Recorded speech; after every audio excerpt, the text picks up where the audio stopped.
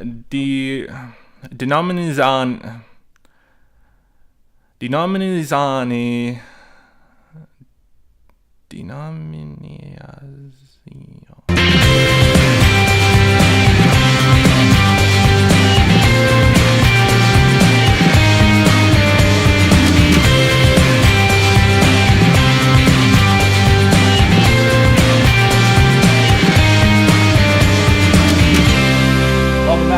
with bschwitty, because it's not personal, Sonny, it's strictly business.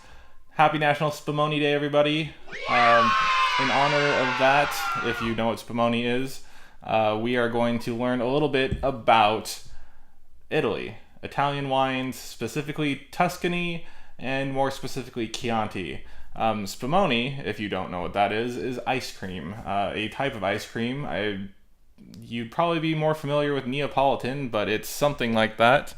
Spumoni is from the word spuma, or foam in Italian, I assume. And it is a molded Italian ice cream made with layers of different colors and flavors. I'm sure I'm going to put a picture up somewhere of this. And it usually contains candied fruits or nuts. Typically the three flavors are a fruit nut layer, ice cream, blah, blah, blah.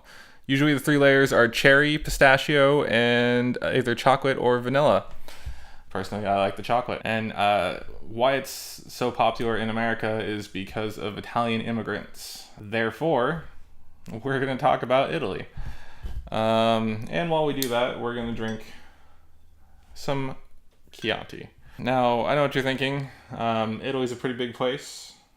Chianti is a very small place, and you've probably heard of Chianti both as a region and a wine before from such movies as, I don't know, Silence of the Lambs. A census taker once tried to test me.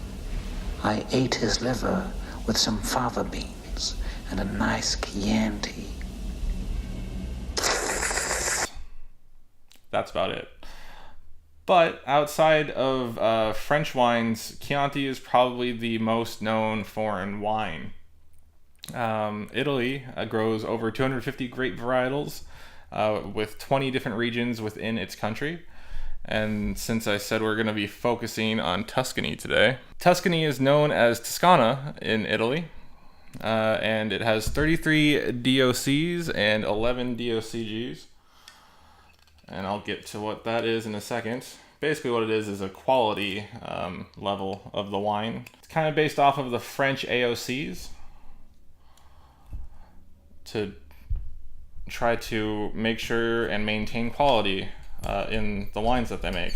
Ooh, this cork's twisty. DOCs are an acronym for Denominazione di Origine Controllata. Never said I was good at Italian either. And DOCGs are Denominazioni di Origine Garantita. What that means is DOCs were originally modeled after France's AOCs, which govern what grapes are grown, where, and what grapes can be added to what wines for certain areas.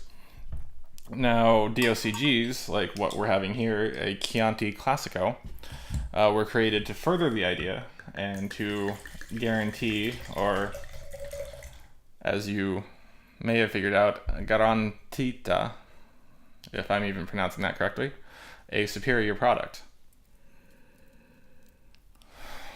Now, DOCs and DOCGs have been reformed over the years a few times since their inception, but are mired in controversy and haven't been completely successful in their original vision. Arguably one of Tuscany's more famous regions is Chianti, like we're having here. Located between Florence and Siena, around the town of Firenze. There are 7 sub-regions of Chianti, the best being Chianti Classico. Chianti is made primarily of Sangiovese at 70% or more, with 80% or more being in Chianti Classico. White wines can make up of 10% of current Chianti, although as well as additional red wines, some international and some Italian, depending on if you're at the DOC level or the DOCG level. We'll talk about that more when we talk about Italian labels, and yeah, maybe I'll save most of that for that. Now, what we have here is a Chianti Classico Riserva from 2010. This is from an area called Pisano in Chianti. The producer is Basilica Solatìo, and this is a DOCG wine. As you can see, it says Tuscany or Toscana. Now, flavors you'll find in Chianti include red fruits, bitter herbs, balsamic vinegar, hot damn, that's good, smoke, and game. And particularly, this one's a little hot, in my opinion. It might just be the glass that it's in, but it is 14.5% alcohol by volume, which the lower end Chianti can be over 10.5%, and the lower DOCG Chianti Classico is over 12.5%. But this means that it got very ripe for this year.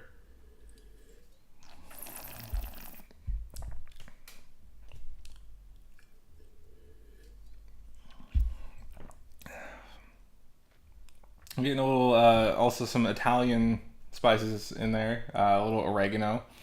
That might just be my mind working with what it is. But that brings us to what Chianti pairs well with. And it will pair well with rich pieces of meat, because Chianti is going to be high in acid, which will cut through any of that fattiness. But on top of that, it just goes well with Italian fare, or what we Americans think of as Italian fare, and just actual Italian fare. A lot of red sauce.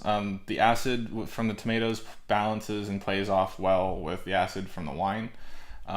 It'll also go well with fatty cheese-based dishes, cheese sauce-based dishes like cacio e pepe, or anything high in olive oil.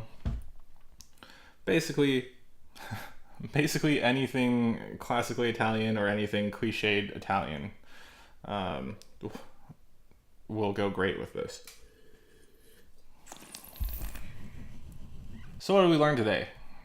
Chianti is good. There are a couple different regions within Chianti, plus the Chianti Classico, which you can find pretty abundantly everywhere. This particular Chianti was barrel aged for 24 months in Slavonian oak barrels. Never heard of that before.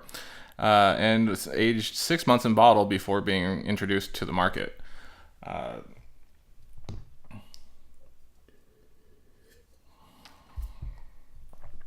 Chianti is the classic Italian wine that you think of when you think of Italy. It'll go well with anything, especially red sauces and fattier meats, as long as you're thinking about the balance that such a light Sangiovese wine has, that without overwhelming it. And that's all the time we have for today. We'll talk more about Tuscany in later days, later regional focuses. If you have a specific region in Tuscany or a specific region in Italy you want to talk about, leave it in the comments below. Please comment, like, subscribe, and share. I appreciate every single one of those and every single one of you that are watching this right now. Have you ever been to Italy? Have you ever had Italian wines? Please let me know. What's your favorite Italian varietal? I will see you Wednesday for a Wine Down Wednesday. This is bschwitty saying whatever my normal sign-off is.